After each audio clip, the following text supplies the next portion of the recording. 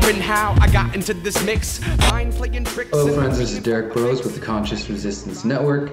Today I want to talk to you about what you are not being told about the Iranian nuclear deal and why you should be skeptical of push for war against Iran and Syria. So let's get right into it.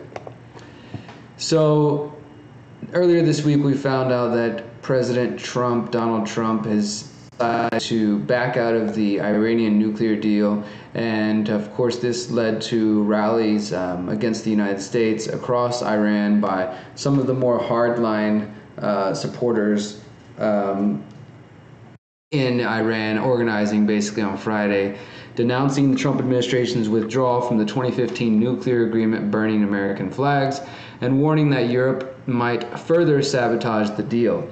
The reaction reflected the view by many hardliners that American withdrawal had vindicated their suspicions that Westerners were treacherous. So those in Iran who were already skeptical of America are even more skeptical.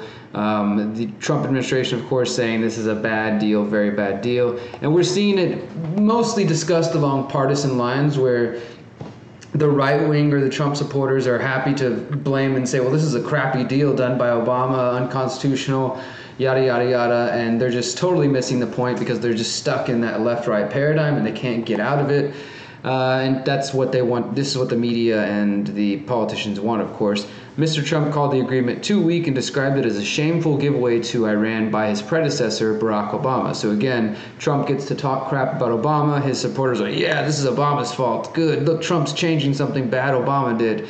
And basically, they also announced that they were going to have new sanctions on Iran coming, and this is leading to protests around the nation. And in reality, though, when you really look at the situation, what it's actually about is getting into Iran because Israel wants to go in there, because the United States, like many Western nations, for some reason are completely beholden to Israel.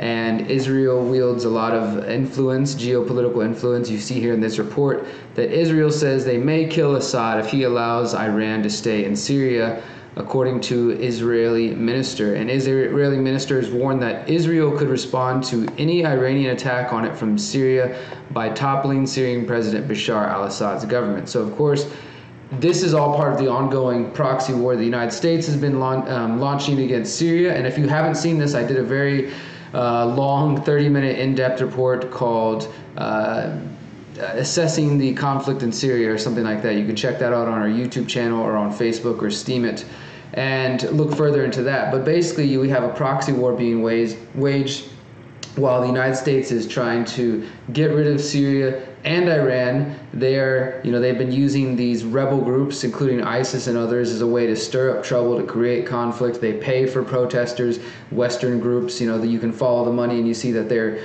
funding protesters trying to create division within various nations. And this has been par for the course for, generations now that they've been playing this kind of game.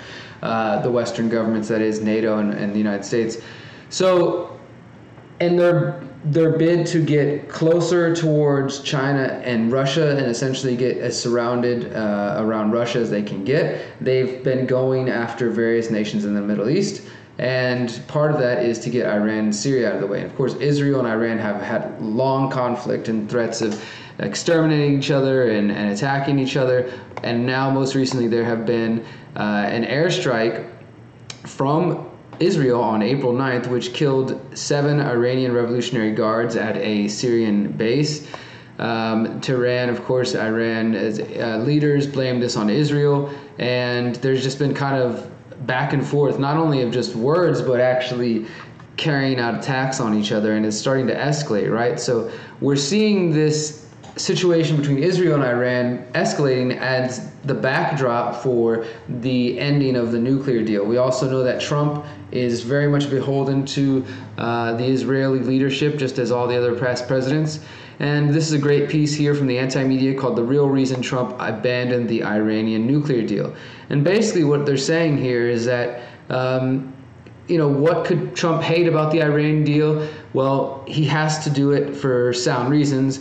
what is the reasons that he's presenting? What are the arguments he's made? I mean, other than just saying it's a bad deal, what is the real reason that they could possibly want to stop this deal? And other than just saying like because Obama did a bad deal.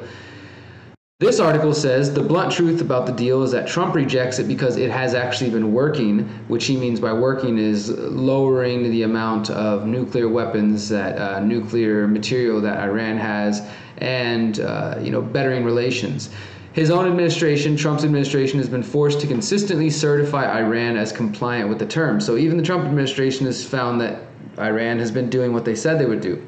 Of course, the neocon dream for people like Trump and the warmongers who advise him is to prevent the U.S. from being the unilateral cause of the destruction of the deal as it transpired. Okay, so think about that. They don't want to be the only ones going after that, so they're creating the situation where Iran is basically being rejected by the international community.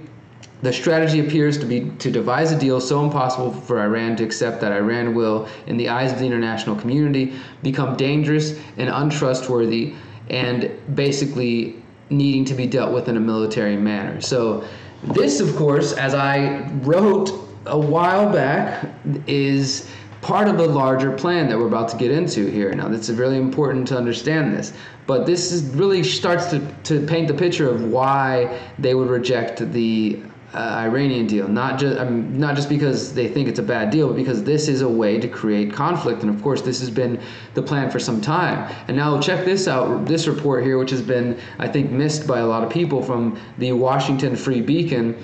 The White House is examining a plan to help Iranian people oppose the regime. Okay, so this comes according to a copy of the plan obtained by the Washington Free Beacon. The Trump administration is examining a new plan that will help Iranians fight the regime in Iran, including the administration, the president there, the prime minister, following America's exit from the landmark nuclear deal and the reimposition of harsh economic sanctions that could topple a regime already beset by protests and a crashing economy. So this 3-page white paper, which is being circulated among the National Security Council in the White House, offers a strategy by which the Trump administration can actively work to assist an already aggravated Iranian public to topple the hardline ruling regime through a democratization strategy that focuses on driving a deeper wedge between the people and the ruling regime. The plan, which was authored by the Security Studies Group, a national security think tank that has close ties to the White House national security officials, including newly nominated and confirmed National Security Advisor John Bolton, who we're going to talk about in just a second. So John Bolton is connected to this think tank, which authored this 3-page white paper, which seeks to reshape long-standing American foreign policy toward Iran by emphasizing an explicit policy of regime change, something the Obama administration opposed when popular protests gripped Iran in 2009. So this is pretty crazy. So the Washington Free Beacon gets a copy of this paper. Now, they do not deny this. Basically, a second source close to the White House confirmed this with the Free Beacon, says that the administration recognizes the chief impediment to the region is Iran's tyrannical regime. So they basically have been saying for some time that this is time for them to get rid of Iran. The source who said this to Washington Free Beacon, Team Bolton has spent years creating plans B, C, and D for dealing with the problem. President Trump hired him knowing all that. The administration will now start aggressively moving to deal with the root cause of chaos and violence in the region in a clear-eyed way.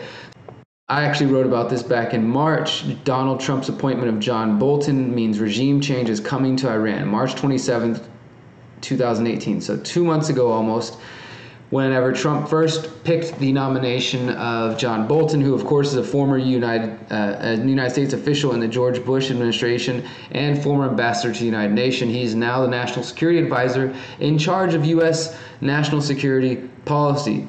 This guy has been pushing for war with Iran for decades now, and on and on and on. You can just study his history and see that this dude has always wanted to go to war with Iran. That was part of the deal. And interestingly enough, this is something that was reported that I included in the article.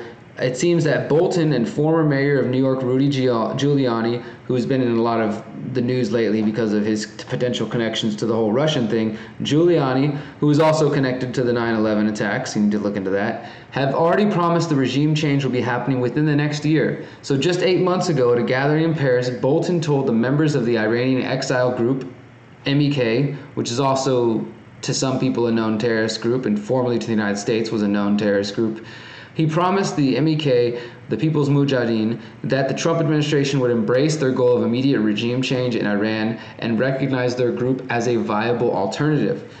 Quote, John Bolton saying the following: the behavior and the objectives of the regime are not going to change, and therefore the only solution is to change the regime itself. And he ended with this, and that's why before 2019, we here will celebrate in Tehran. So he's basically promising them there will be an Iranian revolution. You guys will be celebrating with me before 2019. It's even, it goes on. Giuliani was like leading the crowd in a chant of regime change.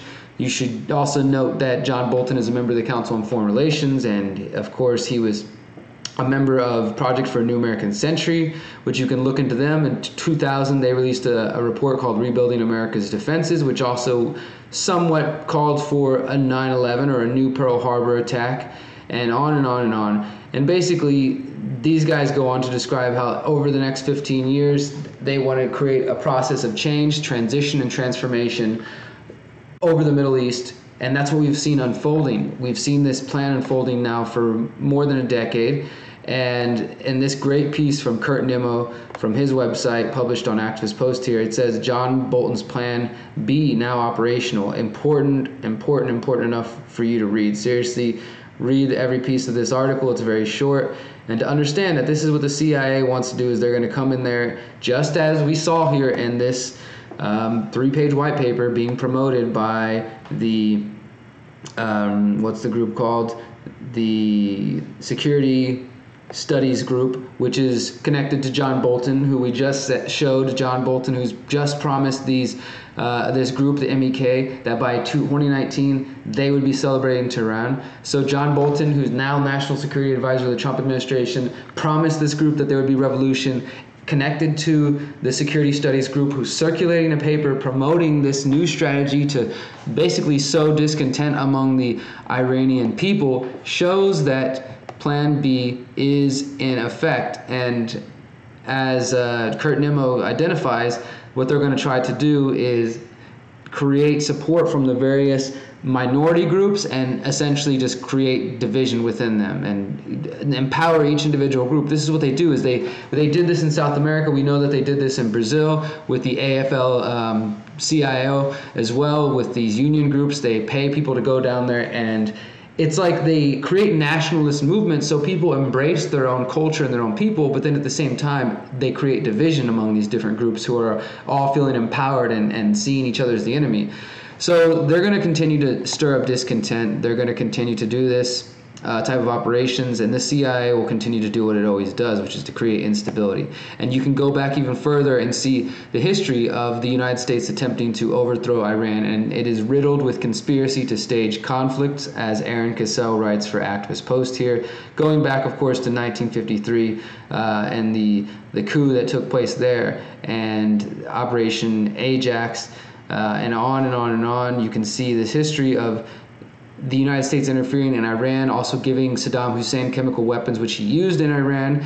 And then, of course, to top it all off, we have the video that so many of us have seen before that I played last week. General Wesley Clark talking about in 2007 how after 9/11 he was warned that they were going to go into 5 years in 7 different countries. Of course, it's taken a bit longer than 5 years, but those 7 countries include Iraq, Afghanistan, Libya, Somalia, I believe Pakistan, and then, of course, the final ones, Syria and Iran. And that's the stage of the plan that we're nearly at the end of. So please look into this information. All of the links will be posted below. This is what you are not being told about Iran. This is further than just looking at it from the headlines, just reading the BS messages. This is actually inspecting it, examining the situation, and trying to get to the bottom of it. That's what this is about. So if you're interested in that, if you want to know more about what we do, if you would like to be involved, please check us out on the Conscious Resistance Network. You can find us on Facebook, on Steemit, on DTube, on YouTube, on Minds, on MeWe, and of course at theconsciousresistance.com. Thank you guys so much for your support. Please keep your minds open, your hearts open, and find solutions out there, because it's a big, crazy world and there's people who are trying to destroy it. So let's come together and build something better. Remember, you are powerful, you are beautiful, and you are free. Peace.